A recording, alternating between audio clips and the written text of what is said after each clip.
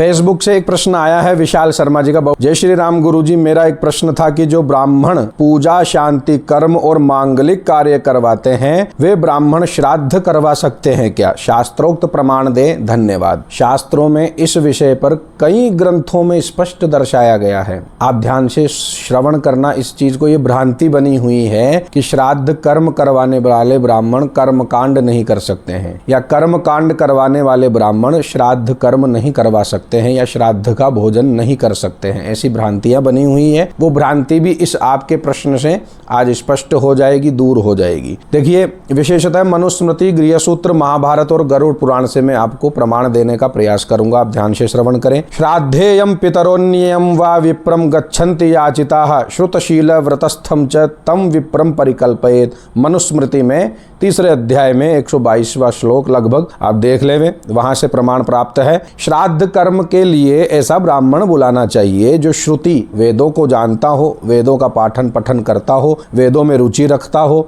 शीलवान हो, सदाचार युक्त हो और व्रत का पालन करने वाला हो, गायत्री उपासक हो। तो अब कौन है? कर्मकांड करेगा वही, क्योंकि श्राद्ध कर्म एक कर्मकांड का विषय है। जो कर्मकांड करवाएगा वही तो श्राद्ध कर्म करवाएगा। जो कर्मकांड नहीं जानता हो वो कैसे करवाएगा? और कर्मकांड में वैदिक मंत्र, पुराणोक्त मंत्र भी आते हैं। तो आप थोड़ा इसमें विवेक भी लगा सकते हैं, सभी जो भ्रांतियों में फंसे हुए हैं। दूसरा प्रमाण में बताता हूं आपको, महाभारत से, अनुशासन पर्व से। यस्तु वेद विदाम श्रेष्ठो धर्मशीलो जितेंद्रिय है श्राद्धे तम ब्राह्मणम विद्धि स पितृणाम प्रिय सदा। जो वेदों का ज्ञाता हो, धर्मशील हो, इंद्रियों को जीतने वाला हो, ऐसा ब्राह्मण पितरों को अत्यंत प्रिय होता है। श्राद्ध में उसी को आहूत करना चाहिए, ऐसा प्रमाण प्राप्त होता है। अब गरुड़ पुराण से पूर्व खंड से अध्याय 105 आप ध्यान से श्रवण करें। न दातव्यमशुचये ना देवी ब्राह्मणाय च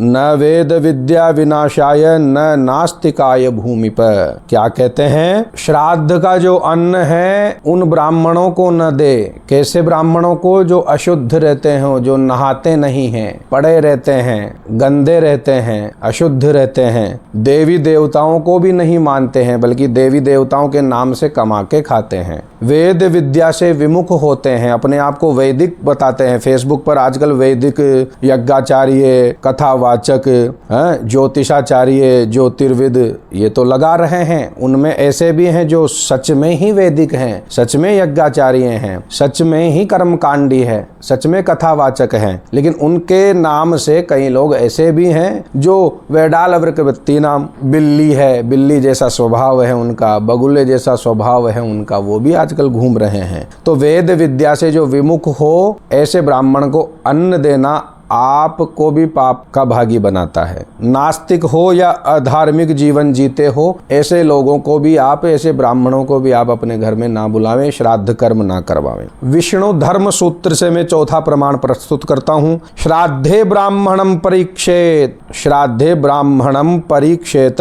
विद्या शौच विनय ब्रह्मचर्यम च पश्येत। श्राद्ध हेतु ब्राह्मण की परीक्षा करे, अन्य कार्यों में परीक्षा हो या ना हो, किंतु श्राद्ध कर्म इतना विशिष्ट है कि उसमें ब्राह्मण की परीक्षा, उनको देखना, उनकी परीक्षा करना। परीक्षा ऐसा नहीं है कि आप उनसे अकड़ रहे हैं या उनका अपमान कर रहे हैं। आपको पूछना चाहिए, देखना चाहिए, निरीक्षण करना चाहिए, क्या ये ब्राह्मण श्राद्ध के लिए योग्य है। उसमें विद्या हो, शुद्धता हो, विनम्रता हो और ब्रह्मचर्य यानी संयम भी हो। ब्रह्मचर्य ऐसा नहीं है कि उसका विवाह नहीं हुआ हो, ऐसा नहीं है। ब्रह्मचर्य के भिन्न अर्थ भी होते हैं इस जगह। ब्रह्मचर्य का अर्थ है जिस दिन आपके अनुष्ठान हो वो ब्रह्मचर्य का पालन करें, अन्य अवस्थाओं में, अन्य दिनों में भी ब्रह्मचर्य के समान ही रहें। अपने जो कार्य हैं, जो भी कार्य हैं वो ब्रह्मचर्य के अनुशासन में रहकर ही करें, सदाचार का पालन करें, आचरण उनका अच्छा हो तो वो भी ब्रह्मचर्य कहलाते हैं। इसलिए मैंने आपको अच्छे अच्छे प्रमाण, आपको सटीक और सरल प्रमाण आपको मैंने बताए हैं। सभी को